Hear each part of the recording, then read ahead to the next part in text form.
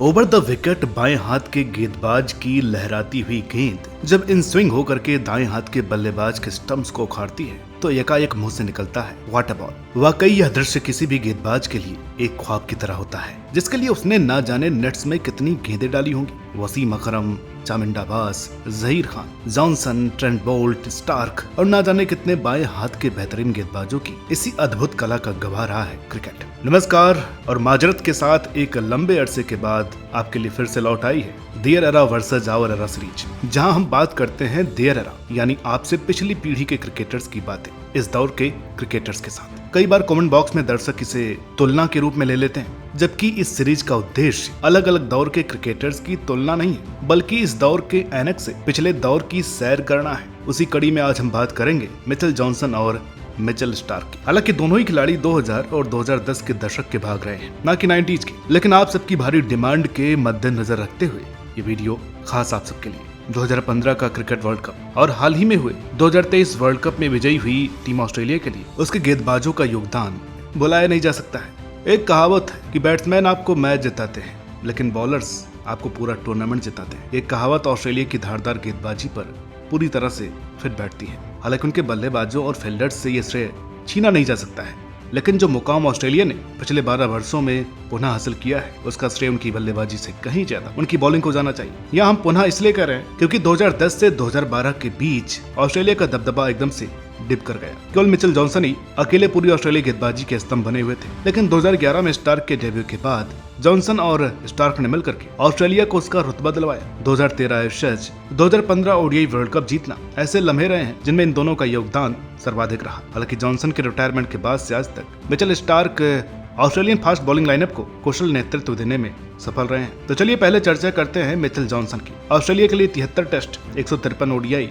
और 30 टी20 खेलने वाले जॉनसन ने कुल 590 विकेट्स अपने नाम किए हैं। 2013 की तरह वो फेमस है सच, जिसमें अकेले जॉनसन के कहर ने न केवल ऑस्ट्रेलिया को 5-0 से सीरीज जितवाई, बल्कि पीटरसन, ग्रेम स्वॉन जैसे नामी खिलाड़ियों का करियर भी खत्म कर दिया। 2 बार के वर्ल्ड कप चैंपियन और 2 बार के चैंपियंस ट्रॉफी विजेता जॉनसन ने 17 साल की उम्र में ब्रिस्बेन में फास्ट बॉलिंग क्लिनिक में कैजुअली हिस्सा लिया, क्योंकि उनको टेनिस से ज्यादा लगाव था। लेकिन उस दिन उनकी गेंदबाजी और स्पीड देख करके पूर्व ऑस्ट्रेलियाई गेंदबाज डेनिस लेली ने उनको वंस इन 9 लाइफ्स का खिताब दिया। उनका एक्शन ब्रेट ली से मिलता जुलता था। 1999 में as an under 19 player England का टूर करने वाले जॉनसन को 6 साल बाद जाकर के ऑस्ट्रेलिया ए में मौका मिला और उनकी मेहनत रंग लाई, क्योंकि इसी साल उनको वनडे टीम में जगह मिल गई। साल 2006 की चैंपियंस ट्रॉफी में भारत के खिलाफ सचिन, द्रविड़ और युवराज सहित कुल 4 प्लेयर्स को महज 11 रन देकर के आउट करके उन्होंने अगले ही साल मैकग्रा की कमी पूरी करने के लिए टेस्ट टीम में डेब्यू किया। हालांकि यह एक मुश्किल फैसला था, लेकिन जॉनसन ने अमूमन हर मौके पर क्रिकेट ऑस्ट्रेलिया के फैसले को सही साबित किया। वसीम अकरम, इरफान पठान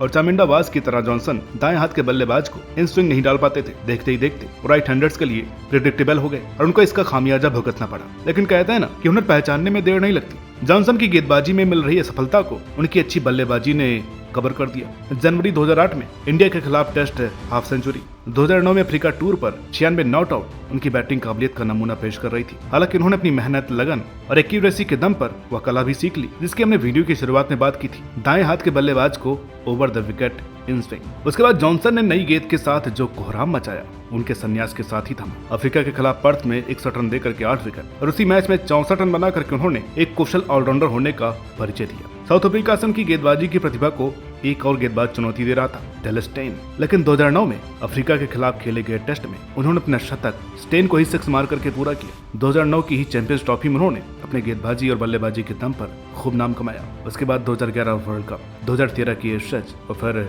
2015 के अफ्रीका दौरे पर उनका प्रदर्शन काबिले तारीफ रहा। 590 विकेट्स, 15 5 विकेट्स हॉल, 30 के कम की गेंदबाजी एवरेज जॉनसन को ऑस्ट्रेलिया के पोस्ट पॉन्टिंग एरा के महानतम गेंदबाजों की लिस्ट में शुमार करती है। जॉनसन के करियर के अंतिम 4 सालों में उनकी छत्र छाया में एक और left arm fast bowler Australia के लिए एक बड़ा सितारा बनने के ख्वाब लिए खेल रहा था। नाम था मिचेल स्टार्क। जॉनसन को अपना मेंटर बनाने वाले स्टार्क के आज टेस्ट में जॉनसन से ज्यादा विकेट हो चुके हैं। 2010 चोटिल जॉश हेजलवुड की जगह अपना इंटरनेशनल करियर शुरू करने वाले स्टार्क शुरुआती कुछ सालों में इंजरीज का ही शिकार रहे। 2011 में रिची बेनो के हाथों टेस्ट कैप लेने वाले स्टार्क को नाम और पहचान मिली 2015 के वर्ल्ड कप स्क्वाड में, जहां उनको प्लेयर ऑफ द टूर्नामेंट का खिताब मिला। उनकी अपनी गेंदबाजी में अचूक पकड़ का अंदाजा इसी बात से लगाया जा सकता है कि 2013-14 में बॉलिंग की सीम मूवमेंट को प्रेडिक्टेबल बनाने जैसी कमजोरी से लड़कर उन्होंने ओडीआई क्रिकेट में फास्टेस्ट 150 और 200 विकेट का कारनामा किया ही, साथ ही वर्ल्ड कप हिस्ट्री में सबसे तेज 50 विकेट, वो भी महज 19 मैचों में, और एक वर्ल्ड कप एडिशन में सर्वाधिक 27 विकेट लेकर के उन्होंने मैकग्रा का रिकॉर्ड तोड़ा। 27, 23 और 22 ये उनकी क्रमशः टेस्ट, ओडीआई और टी20 की बॉलिंग एवरेज दिखाती है कि अगर आपके पास पेस के साथ साथ अच्छी लाइन और लेंथ हो तो आपके लिए फॉर्मेट मैटर नहीं करता। अपने 2 फॉलो बॉलर से उनकी जोड़ी बनी 2012 के चैंपियंस लीग टी20 में, जहां उनको आगामी जोड़ीदार पैट कमिंस और जॉर्ज हेजलवुड मिले। साल 2015 से पहले या तो चोट के चलते बाहर होते या बेकार बॉलिंग के चलते। महान शेन वॉर्न ने भी उनकी तब गहरी आलोचना की थी जब 2014-15 में भारत के खिलाफ गाबा टेस्ट में न उनसे बॉलिंग ढंग की हुई और न ही उन्होंने अच्छी मर्यादा की नुमाइंदगी की। यहाँ साल 2015 आ चुका था, यानी वर्ल्ड कप ईयर। रिस्क लेते हुए, क्योंकि वर्ल्ड कप ऑस्ट्रेलिया और न्यूजीलैंड की तेज पिचों पर खेला जाना था, मिचेल जॉनसन के साथ साथ मिचेल स्टार्क को भी लिया गया।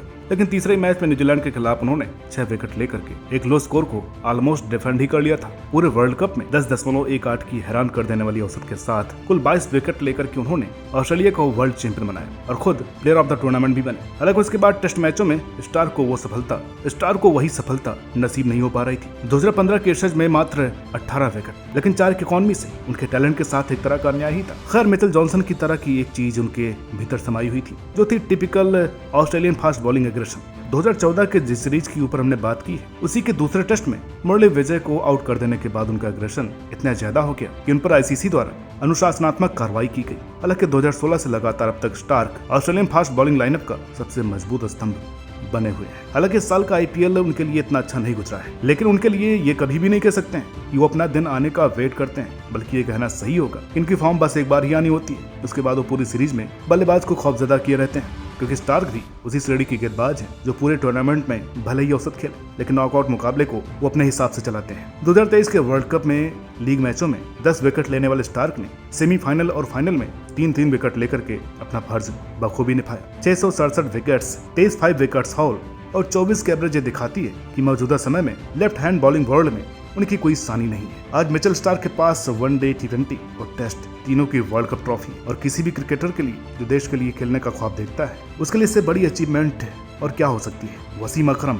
चमिंदा वास, जहीर खान, जॉनसन के बाद लेफ्ट आर्मर्स की मशाल अब उनके हाथ में है, और अभी अगले कुछ साल और खेल करके स्टार्क इस मशाल के लो को और भी शाइनिंग बनाएंगे। तो ये रही आपके मोस्ट डिमांडिंग सीरीज की मोस्ट डिमांडिंग वीडियो। उम्मीद करते हैं वीडियो आपको अच्छी लगी होगी। अच्छी लगी हो तो प्लीज लाइक करें, शेयर करें। चैनल पर नए हैं तो प्लीज सब्सक्राइब जरूर करें। मात्र 10% लोग ही चैनल को सब्सक्राइब करते हैं, बाकी 90% लोग सब्सक्राइब ही नहीं करते हैं। तो आप लोगों से निवेदन है कि आप लोग भी चैनल को सब्सक्राइब कीजिए। और हाँ, वीडियो पर अगर आपका रिस्पॉन्स अच्छा आएगा तभी इस सीरीज को कंटिन्यू किया जाएगा, यानी कि इसके अगले एपिसोड्स तभी आएंगे। तो मिलते हैं आपसे अगली वीडियो में, तब तक के लिए नमस्कार।